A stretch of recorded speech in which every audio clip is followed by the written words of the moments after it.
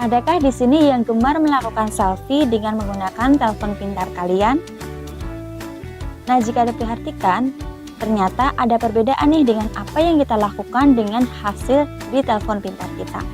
Misalnya, kita selfie dengan mengangkat tangan kanan.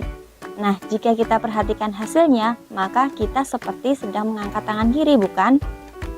Nah, inilah bentuk penggunaan dari konsep pencerminan atau refleksi. Pencerminan atau refleksi dalam matematika berarti kita memetakan setiap titik dari bangun yang dicerminkan terhadap garis pencerminan. Dalam materi kita kali ini, kita akan mencari bayangan dari suatu titik atau bangun yang dicerminkan terhadap suatu garis. Garis ini disebut dengan garis pencerminan. Refleksi memiliki sifat-sifat diantaranya yaitu yang pertama, jarak dari titik asal ke cermin sama dengan jarak cermin ke titik bayangan. Yang kedua, garis yang menghubungkan titik asal dengan titik bayangan tegak lurus terhadap cermin. Yang ketiga, garis-garis yang terbentuk antara titik-titik asal dengan bayangan akan saling sejajar. Perhatikan gambar berikut ini. Setiap titik dan bayangannya mempunyai jarak yang sama terhadap garis pencerminannya. Perhitungan jarak harus tegak lurus terhadap garis pencerminan.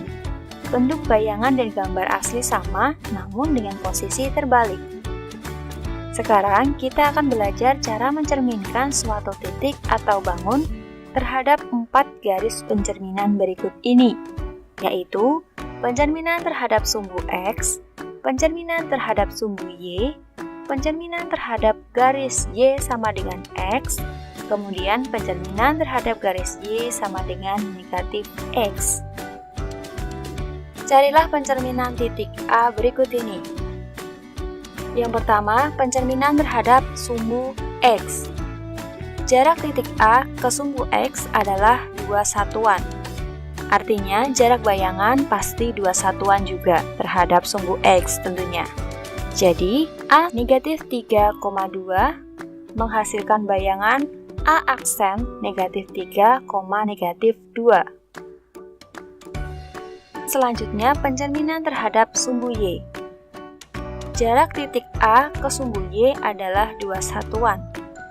Artinya, jarak bayangan pasti 2 satuan juga terhadap sumbu Y, sehingga A negatif 3,2 menghasilkan bayangan A aksen 3,2.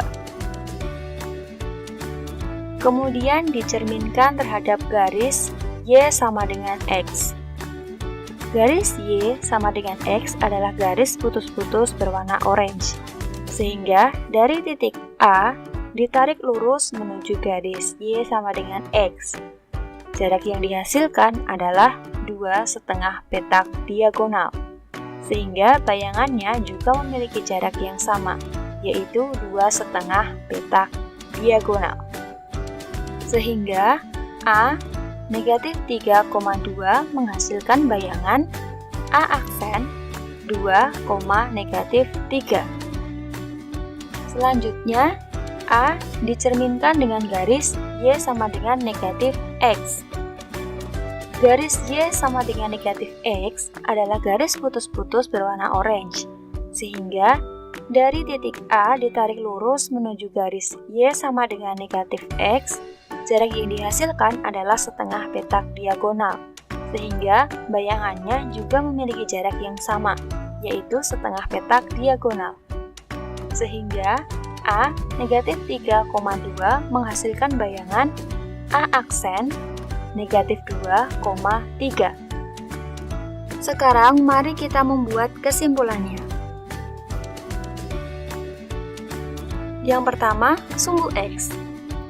Titik awalnya berada pada A negatif 3,2, kemudian menghasilkan bayangan A aksen negatif 3, negatif 2. Kesimpulannya adalah nilai Y dari bayangannya adalah negatif dari titik awalnya, sementara nilai X-nya sama.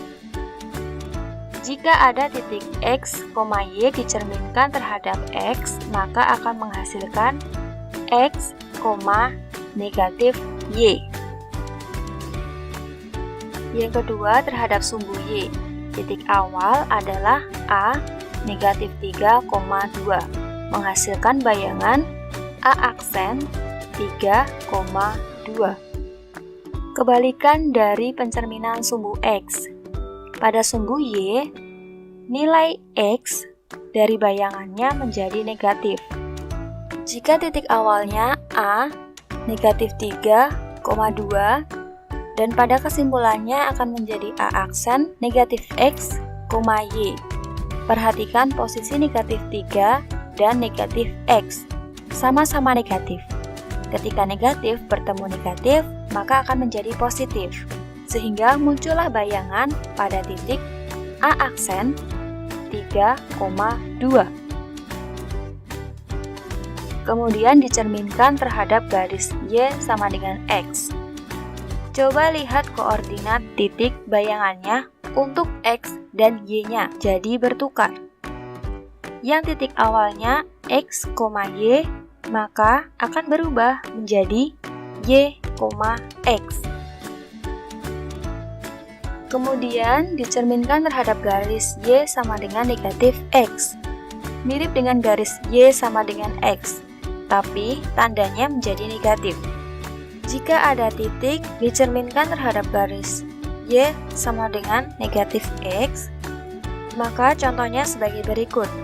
Jika X, Y akan menjadi negatif Y, negatif X, atau negatif 3,2 menjadi negatif 2,3. Kenapa angka 3 tidak juga negatif? Karena pada sebelumnya angka 3 sudah negatif, maka negatif bertemu dengan negatif menjadi positif. Kesimpulan ini bisa kalian gunakan untuk menentukan hasil pencerminan terhadap 4 garis tanpa harus menggambarnya di bidang koordinat kartesius.